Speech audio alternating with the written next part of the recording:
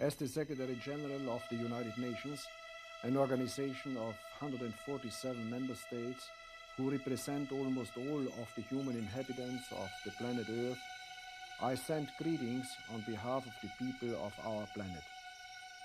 We step out of our solar system into the universe seeking only peace and friendship, to teach if we are called upon, to be taught if we are fortunate. We know full well that our planet and all its inhabitants are but a small part of this immense universe that surrounds us, and it is with humility and hope that we take this step. Last transmit broadcast finished. Proceed final remote profiling mission.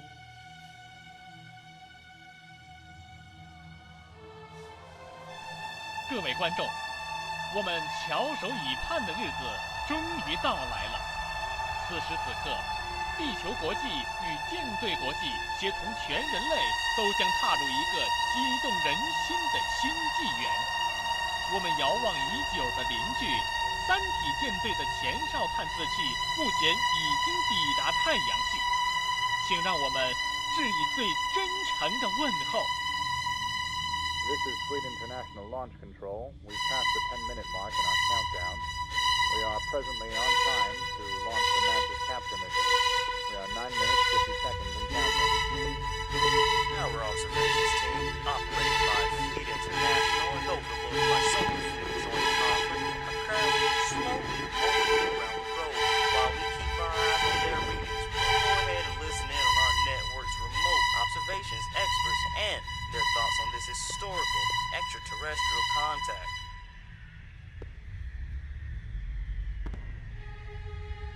One thing that interests me a great deal is the way in which the public perception of beings from outer space have changed over the years. They used to be the baddies, but now there's a sort of optimistic feeling that any extraterrestrial life is, if not benign, is at least not as hostile and aggressive as one used to fear. Is this the drift of your writing as well, Arthur? Your thinking? Yes, I'm an optimist, and I believe that any malevolent super civilization would rapidly self-destruct, as we may be in the process of doing ourselves. So if we do have contact, physical contact with aliens, I think it will be benign. Do you think that other planets might have the same kind of system in which there would be a morality, in which there would be people taking moral attitudes which may not necessarily be the same as ours, of course?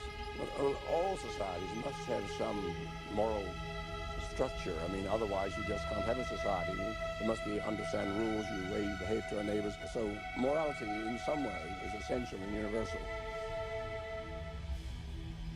There's an incredible level of craftsmanship to these little things. Whatever manufacturing processes we use to achieve the smoothness, finish and overall purity is unprecedented.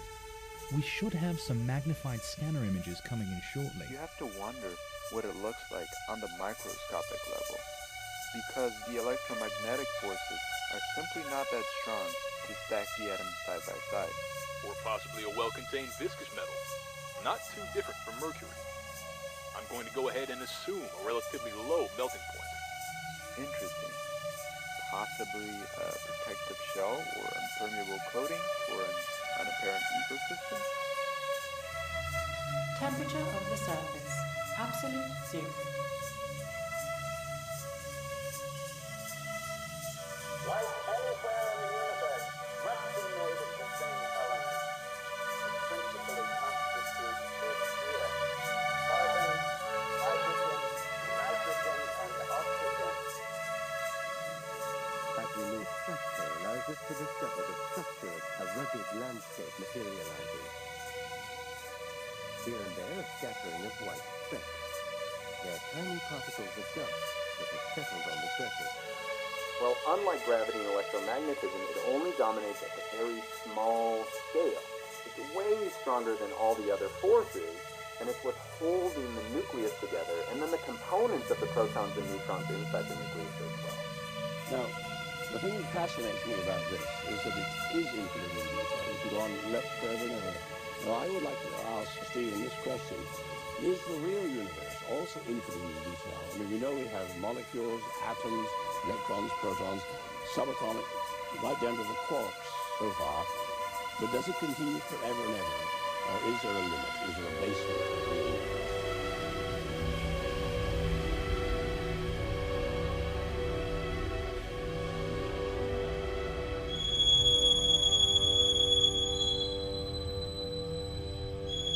I suppose if you were to ask what instrument would be the image of the announced topic, you surely would say people are going to talk about what they see through a telescope.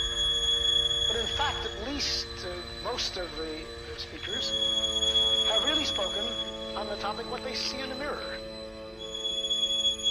The simple truth is that before we can communicate with others successfully, we must first learn to communicate with ourselves successfully, with all the different peoples and nations of the earth.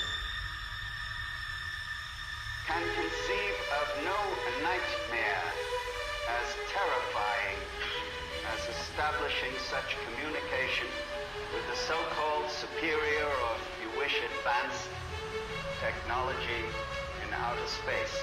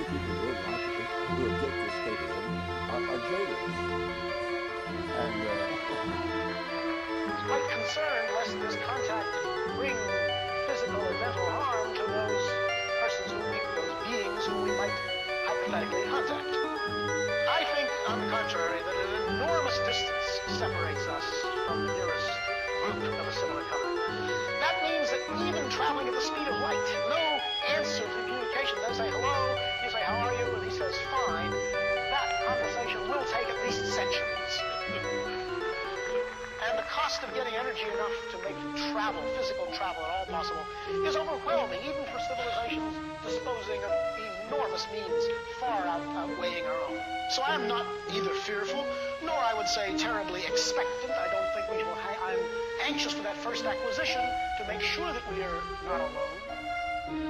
How do you think anybody would have reacted?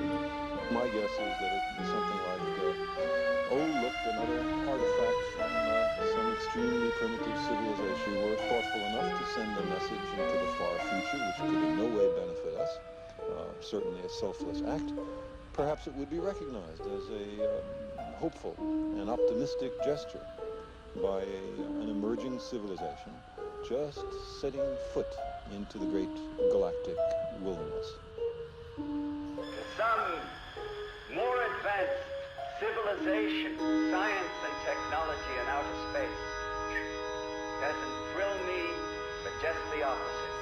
under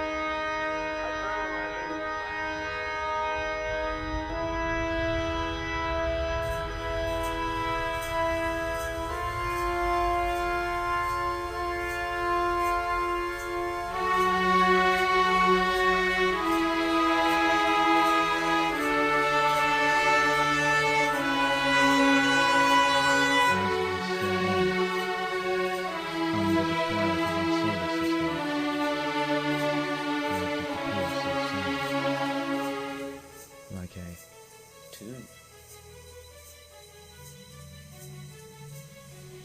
它是如此的安静、平和、孤独、脆弱。正是它的独一无二打动了我们。我们无法想象，一个被摧毁了无数次的文明，为何依旧如此的沉稳、安详。最后，就让我们一同祈祷，见证两个文明接触的伟大时刻吧。